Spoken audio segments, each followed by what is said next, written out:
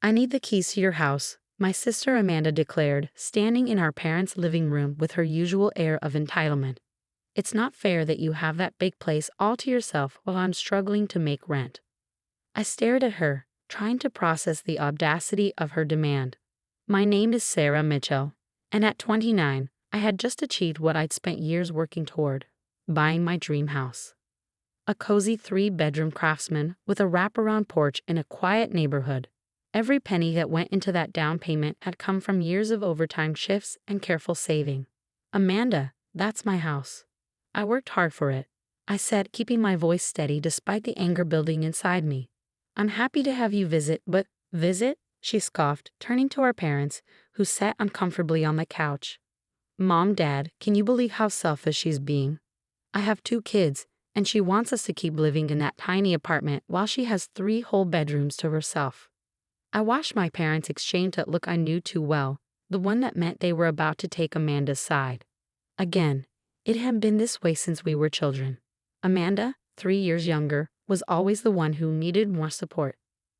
Meanwhile, my achievements were treated as reasons why I should help her rather than celebrations of my hard work. Honey, my mom started, using that placating tone that made my stomach turn. Your sister has a point. Family should help family. You're doing so well in your career, and Amanda's really struggling right now. I'm doing well because I worked for it, I countered, feeling my careful composure start to crack. I took extra shifts, lived with roommates, saved every penny. Amanda's struggling because she refuses to hold down a job for more than 3 months. That's not fair. Amanda protested, tears already welling up in her eyes, her favorite manipulation tactic. I'm a single mom. You have no idea how hard it is. Single by choice, I muttered. Her ex-husband, Tom, had been a good man who supported her through everything until she decided he wasn't exciting enough and left him for a musician who disappeared 2 months later. Sarah Jane Mitchell. My father's stern voice cut through the room. How dare you speak to your sister that way? She's going through a difficult time, and you're sitting there in your big house all alone, refusing to help family. We didn't raise you to be so heartless. I let out a bitter laugh. No, you raised me to be Amanda's personal safety net. Every time I accomplish something, it becomes a reason why I should give more to her. When I got into college on a scholarship, he told me that meant I could help pay her tuition. When I got my first job, suddenly I was responsible for her car payments. Now that I've bought a house, you expect me to just hand it over. Nobody's saying hand it over, my mom interjected quickly. Just share it. Let Amanda and the kids move in. You're at work most of the time anyway. And think how nice it would be to have family around.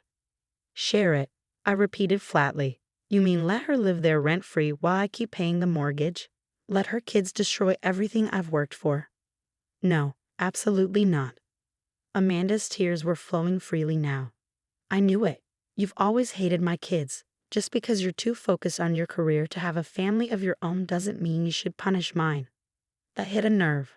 I'd always wanted children, but I'd spent my 20s working overtime and building my career specifically so I could provide them with stability when the time came. Unlike Amanda, who had her first child at 20 with barely a high school diploma to her name. This discussion is over, I said, standing up and grabbing my purse. I'm sorry you're struggling, Amanda, but my house is not the solution. Sit down, my father commanded. We're not finished here. Yes, we are, I insisted, heading for the door. It's my house, my name on the deed, my mortgage. End of story. What happened next still makes my blood boil when I think about it. As I reached for the front door, my father's next words stopped me cold. If you walk out that door without agreeing to help your sister, don't bother coming back. You're either part of this family or you're not. I turned slowly, looking at each of their faces. My father's stern disapproval, my mother's tearful manipulation, Amanda's smug certainty that she was about to get her way again. In that moment, something inside me broke, or maybe it finally healed. That's your choice then, I said quietly, because I'm done being Amanda's backup plan. I walked out, ignoring their calls behind me. But that wasn't the end. Not even close. Over the next week, the pressure intensified.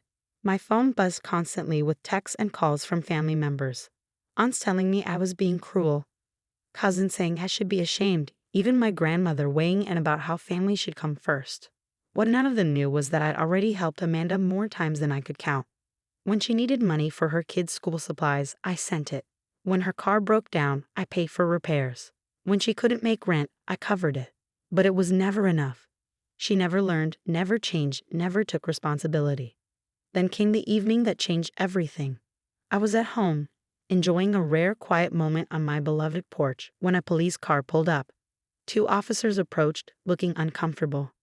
"Ms. Mitchell," one asked, "we have a report from your parents claiming you've illegally locked them out of their property." My heart stopped. "Excuse me?" "They're claiming they helped pay for this house and have a right to access it. They're demanding we intervene to let your sister move in." I stared at them in disbelief before letting out a short laugh. "I have all the documentation showing I bought this house entirely on my own. Would you like to see it?" The officers looked relieved when I produced the paperwork. They left with apologies, but the incident shook me. My family was willing to lie to the police to force my hand. The next day, I came home from work to find Amanda, my parents, and a locksmith at my front door. "What do you think you're doing?" I demanded, jumping out of my car. "Being family," my father said firmly. "Since you won't be reasonable, we're taking matters into our own hands. Amanda and the kids need this house more than you do." The locksmith looked between us uncertainly. "Ma'am, they said they were the owners." "I am the owner," I said, pulling out my phone. "And I'm calling the police right now to report an attempted break-in." "You wouldn't dare," my mother gasped. "Watch me." They left before the police arrived, but their parting words haunted me. "You'll regret this," Amanda spat. "When you have nobody left, remember it was your choice." I spent that night pacing my house, alternating between rage and heartbreak. The next morning, I called my lawyer, Sarah Chen, and scheduled an urgent meeting. I needed to protect myself because something told me this wasn't over. I was right. 2 days later, I received notice that Amanda was suing me for partial ownership of the house, claiming she had contributed to the down payment. It was a complete lie, but she had convinced our parents to testify on her behalf, claiming they had given her money specifically for my house. "They're trying to use the legal system to bully you," Sarah said when I showed her the papers. "But they've made a huge mistake. False testimony is perjury, and we have all the documentation showing exactly where your down payment came from." She was right. I had years of bank statements showing my careful saving, documentation of every overtime shift I'd worked, records of the roommates I'd lived with to cut costs. I had proof that far from contributing to my house, Amanda had actually borrowed money from me multiple times. "We're not just going to defend against this," Sarah said, her eyes gleaming. "We're going to countersue for harassment and legal fees. By the time we're done, they'll wish they'd never tried this." As we prepared our case, I discovered something that made me feel physically ill. Amanda had used my parents' retirement savings to fund her lawsuit. She had convinced them to mortgage their house, promising she'd pay them back once she got her fair share of my property. "They're going to lose everything," I realized, sitting in Sarah's office. "Amanda's going to destroy their retirement to fuel her entitlement." Sarah looked at me sympathetically. "You could settle. Give her what she wants to protect your parents." I thought about it. For a moment, I was tempted. Then I remembered every time they'd enabled Amanda's behavior, every time they'd sacrificed my well-being for her demands, every time they'd chosen her comfort over my boundaries. "No," I said firmly, "they made their choice. It's time they faced the consequences." The day of our first court appearance, I walked into the courthouse with my head held high. Amanda sat on the other side with our parents, all 3 of them shooting me dirty looks. None of them knew what was coming. "Your Honor," Sarah began, "not only do we have evidence disproving every claim made by the plaintiff, but we can prove this lawsuit was filed in bad faith, using fraudulently obtained funds. What happened next would change our family forever, but not in the way any of us expected." The courtroom fell silent as Sarah presented piece after piece of evidence. Bank statements showed every penny I'd saved. Pay stubs documented years of overtime shifts. Rental agreements proved how I'd lived with roommates to cut costs. But the real bombshell came when Sarah revealed what Amanda had done to fund this lawsuit. "Your Honor," Sarah said, her voice steady, "we have documentation showing that the plaintiff convinced her parents to take out a second mortgage on their home to fund this frivolous lawsuit. They were led to believe they would be repaid from the proceeds of this case."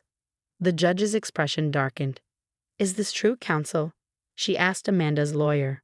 Amanda's attorney shifted uncomfortably. Your Honor, the source of my client's legal funds isn't relevant, though. It becomes relevant, Sarah interrupted, when it demonstrates a pattern of financial manipulation and fraud. We have evidence that Ms. Amanda Mitchell has a history of exploiting family members for financial gain. I watched as Amanda's face shifted from smug to panicked. She hadn't expected this level of scrutiny. Neither had her parents, who sat behind her, looking increasingly uncomfortable as Sarah methodically laid out years of Amanda's financial manipulation. Furthermore, Sarah continued, we have proof that the plaintiff lied under oath about contributing to the down payment. These bank records show that, far from contributing, she was actually borrowing money from my client during this period. The judge reviewed the documents, her frown deepening. Ms. Mitchell, she addressed Amanda directly, are you aware that making false statements under oath constitutes perjury? Amanda burst into tears, her usual go-to move when cornered. I just wanted what was fair, she sobbed. My sister has everything while my children and I struggle. What's fair? I couldn't hold back anymore, standing up despite Sarah's warning hand on my arm. Was it fair when you convinced our parents to risk their retirement? Was it fair when you lied to the police about property ownership? Was it fair when you tried to break into my house? Order, the judge called sharply. Ms. Mitchell, please be seated. She turned to Amanda. Young lady, I've seen enough. This case is dismissed with prejudice. Furthermore, I'm referring this matter to the district attorney's office for potential perjury charges. The aftermath was immediate and explosive. Amanda ran from the courtroom in tears, our mother hurrying after her. But my father remained seated, staring at the floor with an expression I'd never seen before, defeat mixed with dawning realization. Outside the courthouse, he approached me slowly. Sarah, he began, his voice rough. I didn't know about the second mortgage. Amanda said she had investors. Of course she did, I replied tiredly. She always has a story, Dad. And you and Mom always believe her. We're going to lose our house, he said quietly. The proud man who had threatened to disown me weeks ago now looked old and broken. Your mother doesn't know yet. I don't know how to tell her. Part of me wanted to walk away, to let them face the consequences of their choices. But another part remembered the father who had taught me to ride a bike, who had worked double shifts to put braces on my teeth, who had been a good dad before Amanda's manipulation consumed our family. I'll help you figure something out, I found myself saying. But things have to change. This can't keep happening. He nodded slowly. I know. I am sorry, Sarah. We've been so wrong. Over the next few weeks, the full extent of Amanda's financial manipulation came to light. She hadn't just convinced our parents to mortgage their house. She had opened credit cards in their names, taken out loans they knew nothing about. They were drowning in debt that would take years to pay off. She disappeared after the court case, leaving them to deal with the aftermath. Her kids stayed with their father, Tom, who had been trying to get custody for months due to her instability. I worked with my parents and a financial advisor to create a debt repayment plan. It meant they would have to sell their house, but I helped them find a comfortable apartment they could afford on their retirement income. It wasn't easy, but for the first time, they were facing reality instead of enabling Amanda's schemes. We failed you both, my mother said one evening as we sorted through their belongings for the move. We thought we were helping Amanda, but we were just making everything worse, and we hurt you in the process. Yes, you did. I agreed, not softening the truth. But we can build something better from here if you're willing to set real boundaries. 3 months after the court case, Amanda finally called. But it wasn't the tearful apology I might have expected. Instead, she was angry, blaming me for destroying our family. You've ruined everything, she screamed through the phone.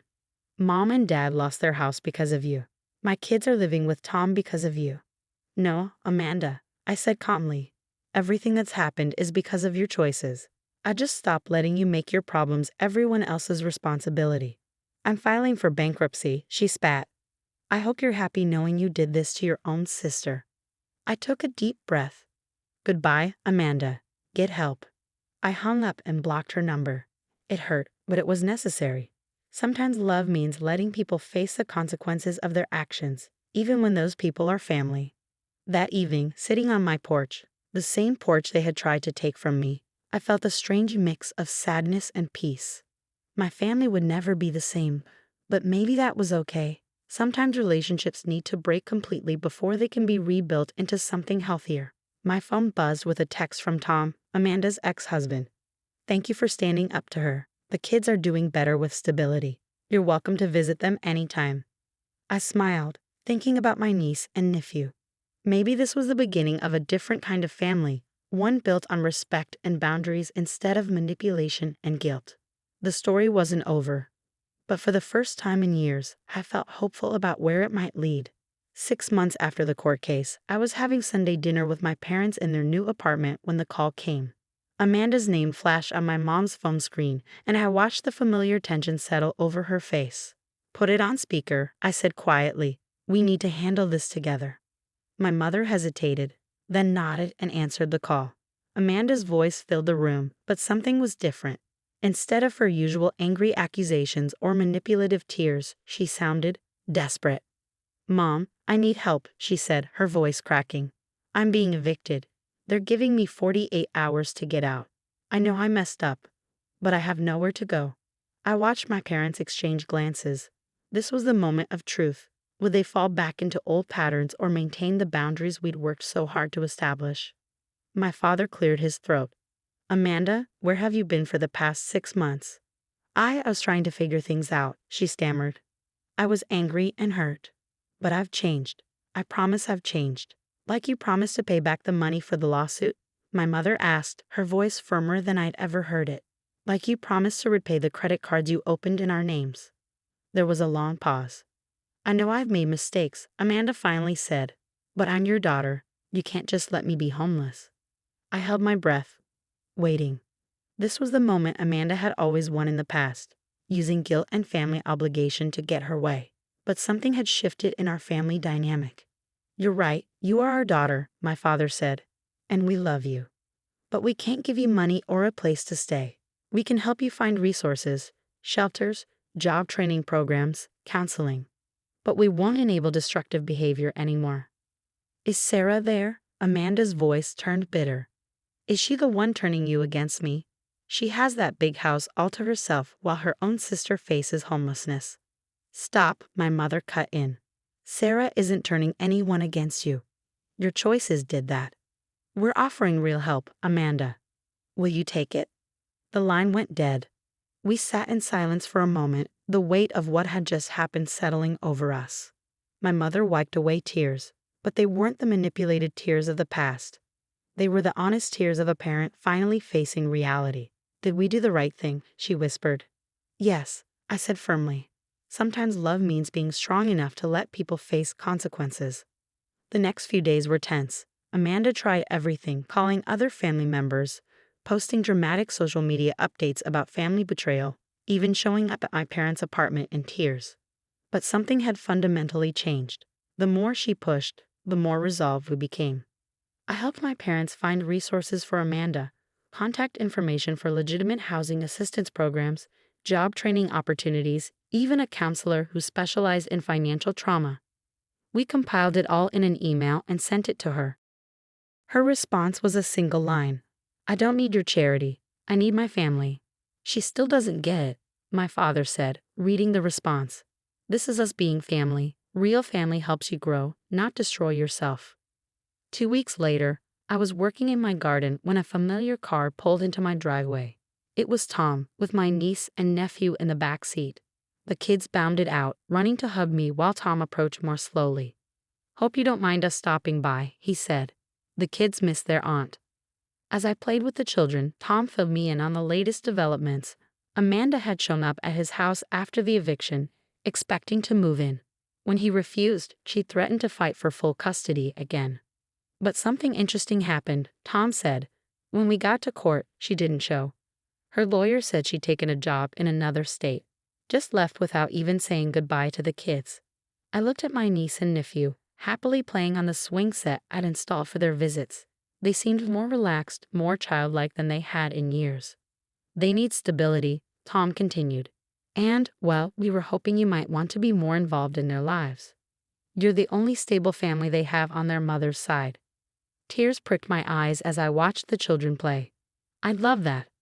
That evening, after Tom and the kids left, I sat on my porch, reflecting on how much had changed. The house that Amanda had tried to take from me had become a safe haven for her children instead. The family she tried to manipulate had grown stronger by standing together against manipulation. My phone buzzed with a text from an unknown number. I hope you're happy with yourself. You've destroyed everything. Amanda. New number, same tactics. I typed out a response, then deleted it.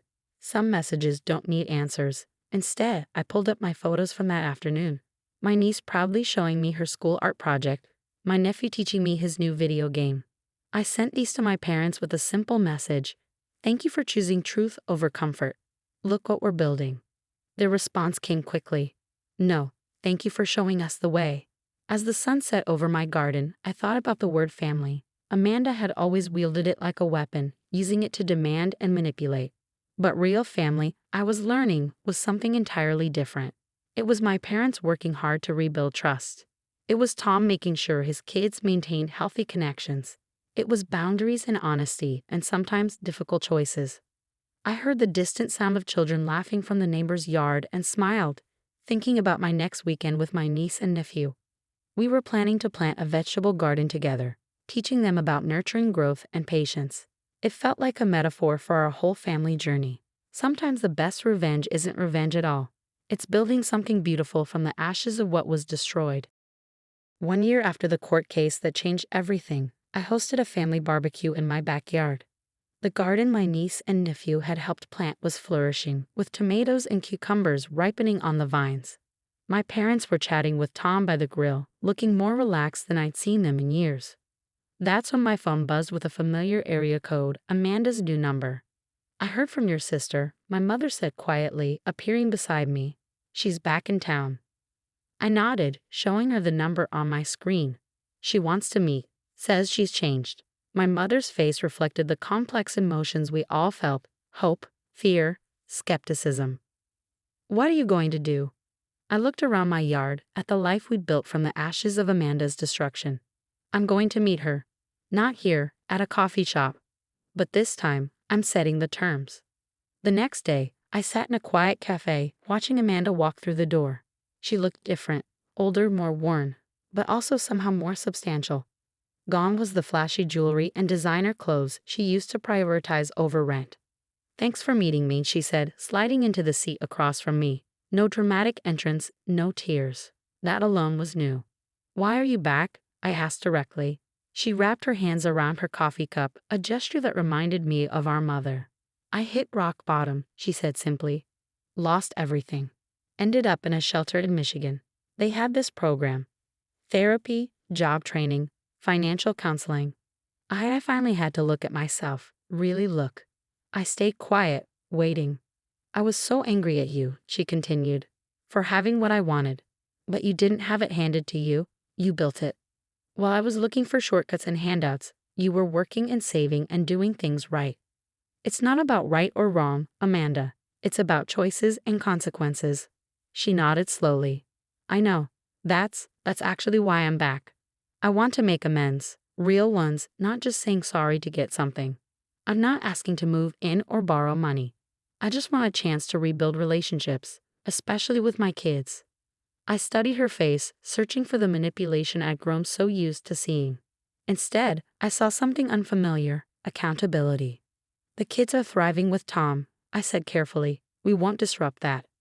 I know, she replied, and the lack of argument was telling. I've talked to Tom. We're looking at supervised visits, family counseling. I want to earn my way back into their lives, not demand it. Over the next hour, Amanda shared her journey, the rock bottom that became a foundation, the hard work of facing herself, the slow process of rebuilding from scratch. She had a steady job now, a small apartment, and a therapist she spoke with weekly.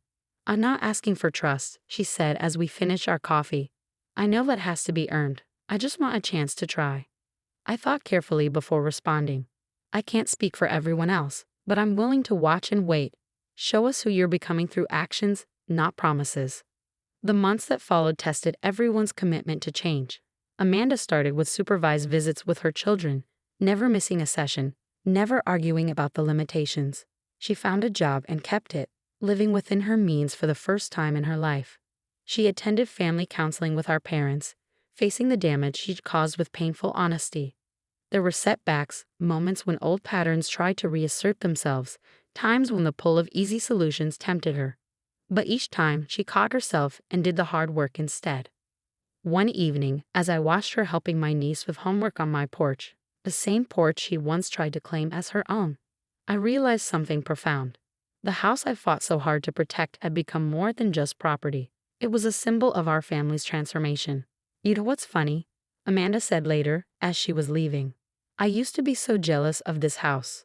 Now I'm grateful you didn't let me take it. If you had, I might never have faced myself. I thought about the long road we traveled, the pain, the growth, the rebuilding of trust one small choice at a time. Sometimes losing everything is the only way to find what really matters. She smiled, a real smile, without manipulation or agenda.